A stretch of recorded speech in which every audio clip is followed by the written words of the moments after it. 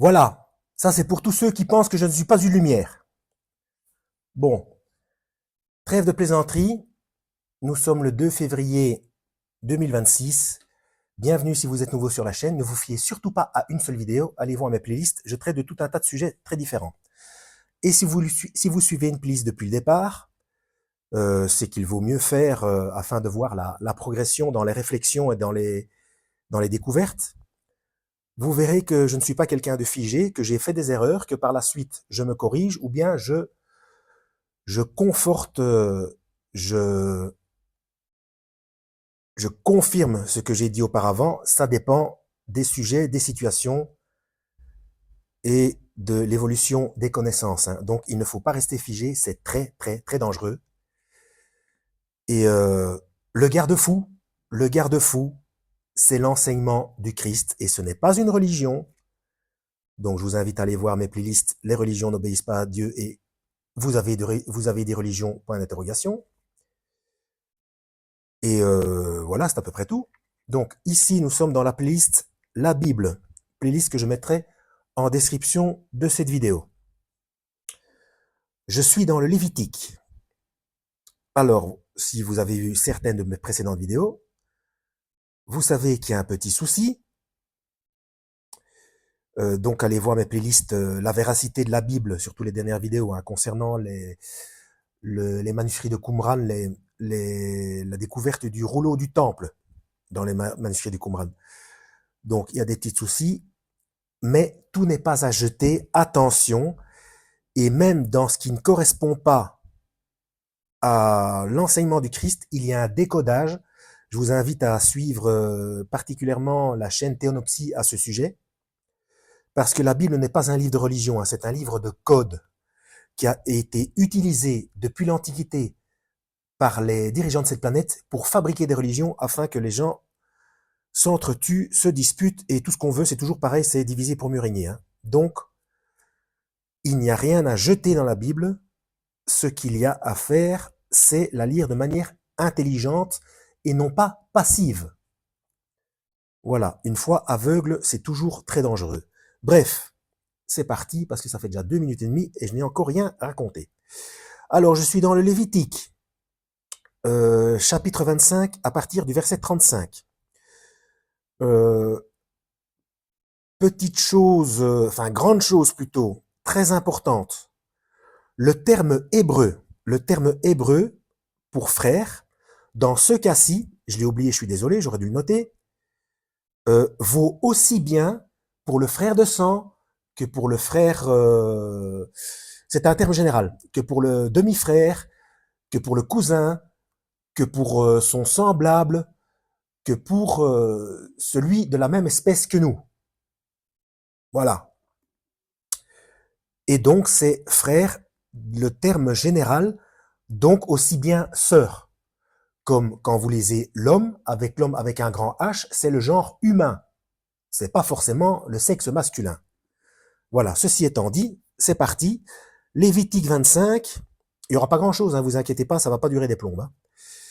Verset 35. Et si ton frère est devenu pauvre et que sa main devienne tremblante à côté de toi, tu le soutiendras. Donc là, je fais une petite pause parce que déjà, je sais qu'il y a des gens qui vont dire « Oui, mais ce n'est pas spécifié, tu ne peux pas en être sûr. Là, il parle entre hébreux uniquement. » Je continue le verset. Donc, tu le soutiendras, étranger ou hôte. Un hôte, c'est quelqu'un chez qui on habite ou qu'on reçoit. Ça va dans les deux sens. Il y a bien le mot étranger. Donc, je le relis depuis le départ. Et si ton frère, le terme générique en hébreu, est devenu pauvre et que sa main devienne tremblante à côté de toi, tu le soutiendras, étranger ou hôte, qu'il soit étranger ou hôte, afin qu'il vive à côté de toi. Tu ne prendras de lui ni intérêt ni usure.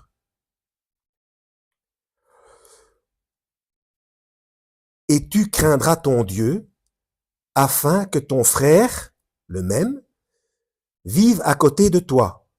tu ne lui donneras pas ton argent à intérêt, donc pas de prêt à intérêt. Je vous invite à réfléchir sur les personnes qui sont à la tête au niveau mondial de tout ce qui est financier. Alors attention, faites très attention. Déjà pour commencer, il ne faut pas se révolter. Allez voir ma playlist franc-maçonnerie par exemple. Je mettrai certaines playlists en description. Hein. Peut-être pas tout, oui, un petit rappel comme ça. Je vous invite à systématiquement aller voir en description parce que parfois il y a des playlists, parfois il y a des vidéos que j'ai oublié de mentionner et parfois je rajoute des choses par après. Donc après un jour ou deux ou parfois des mois, je ne sais pas, parfois je rajoute, quand je tombe dessus par hasard, je rajoute des choses en description de mes vidéos. Et allez voir ma playlist Le Talmud parce qu'on ne parle pas des mêmes personnes. Il y en a qui se font passer pour, mais qui ne le sont pas et qui ont du pouvoir. Et il y a ceux qui se font manipuler et qui servent de bouc émissaire. C'est toujours la même histoire. Diviser pour mieux régner. Voilà. Et tu ne lui donneras pas tes vivres à usure. Donc déjà au niveau de l'habitation, si on veut creuser au fond des choses, tout ça c'est interdit. Les loyers, c'est interdit. Les intérêts, quand on vous prête, quand on vous prête, demandez des intérêts, ou que vous prêtez et que vous demandez un intérêt, c'est interdit. Si vous croyez que Dieu existe et que vous voulez le suivre, c'est comme ça.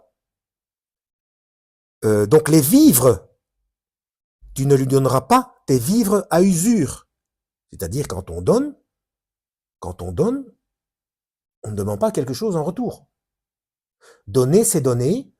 Reprendre ou redemander une part, c'est voler. Donner, c'est donner. Alors, je vous passe certaines choses pour que ce ne soit pas trop long. Et puis parce que, j'en reviens toujours à la même chose, le garde-fou, ce sont les enseignements du Christ, parce que c'est lui la parole de Dieu faite chair. Et je vous invite nouveau à vous référer au rouleau du temple de Qumran. C'est le titre de la vidéo en question. Donc quand vous cherchez une vidéo, si c'est compliqué sur ma chaîne parce que j'ai plus de 1000 vidéos, et si vous n'avez pas le nom de la playlist, vous mettez le nom de la vidéo avec mon nom à côté, et normalement, si YouTube est gentil, ça sort. Donc, là je suis au verset 39, toujours chapitre 25, et si ton frère, toujours le terme générique en hébreu, est devenu pauvre à côté de toi, et qu'il se vende à toi, tu ne lui feras pas faire un service d'esclave. Qu'il se vende, c'est-à-dire qu'il se met à votre service, tu ne lui feras pas faire un service d'esclave. C'est traduit comme ça. Je suis dans la Bible d'Arby. Ça dépend les traductions. Ici, il y a une annotation concernant la traduction. Donc, en réalité, c'est serviteur. Voilà. Esclave, ça veut dire servir quelqu'un. Ça n'a pas forcément comme les esclaves avec les fouets, les chaînes, etc. Comme on voit. Oui, c'est une question de traduction, hein, d'accord? D'ailleurs, selon la Bible que vous avez, vous verrez probablement le terme serviteur, parce que la Darby, elle date quand même. Hein. Il sera avec toi comme un homme à gage,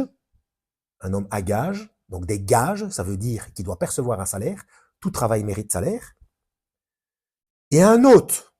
Donc vous voyez bien, quand c'est un hôte, c'est un invité. Si c'est un invité, vous voyez bien que le terme esclave ne correspond pas. Il te servira jusqu'à l'année du jubilé. Après, bon, ce sont les conventions du judaïsme de l'époque. Hein. Et là, on continue au verset 43, et vous voyez bien que le terme esclave, on se demande bien pourquoi le traducteur a mis le terme esclave, hein, puisqu'ensuite il est même indiqué, en plus d'être un hôte, donc un invité, tu ne domineras pas sur lui avec dureté, et tu craindras ton Dieu. Donc si on ne peut pas dominer sur quelqu'un, c'est que forcément ce n'est pas un esclave. Et puis comme c'est quelqu'un à gage, donc c'est quelqu'un qu'il faut payer, et donc c'est un employé. Un employé ou un ouvrier selon le travail demandé. Hein. Etc., etc., etc., parce que ça fait déjà plus de 10 minutes. Et comme j'ai dû mettre 2 ou 3 fois pause, il y a certainement une fois de plus des décalages de son. J'en suis sincèrement désolé. Voilà, donc celle-ci essentiellement dans la playlist La Bible, playlist que je mettrai en description de cette vidéo. Et allez voir ma playlist Le Talmud, je vais la mettre en description de cette vidéo aussi, parce que vous verrez que ces gens se sont fait manipuler et ils n'en étaient pas comme ça au départ. Je viens de vous le montrer. Et je ne vais pas trop dire, parce que YouTube censure quand il veut. Parfois, on peut dire des choses, parfois non. Bref. Mais j'explique tout ça dans ma playlist Le Talmud de manière claire, nette et précise. Hein. Donc attention, ne pas se révolter. Se révolter, c'est obéir à la directive Ordo ab Chao. Le seul but dans toutes ces histoires de politique, de camps politiques et de camps religieux et de courants religieux et de différentes spiritualités, le New Age, les alliances ou quoi encore, Gaïa, l'alliance galactique ou je sais pas. Le but, c'est de mettre des étiquettes et que les gens acceptent telle et telle étiquette de manière à former des clans, diviser pour mieux régner, et qu'à un moment donné, il y a quelqu'un de très intelligent qui va arriver et qui va réunir tout le monde, qui va dire non, vous vous êtes trompés, vous avez tous à la fois tort et raison, donc avec un message d'amour, et il va réunir tout le monde, et tout le monde va se dire ah oui, on s'est trompé, tout compte fait, mais non, le faux sauveur, le plan de séduction, et ça, il n'y a que le Christ qui l'explique là-dedans et nulle part ailleurs, comme le système de paiement dans la main ou par reconnaissance faciale, c'est dans la Bible et nulle part ailleurs. Voilà, en espérant avoir été utile. Et vous avez vu, moi, même si je suis pas une lumière, j'en ai une. À la prochaine, lisez la Bible et que vous guide.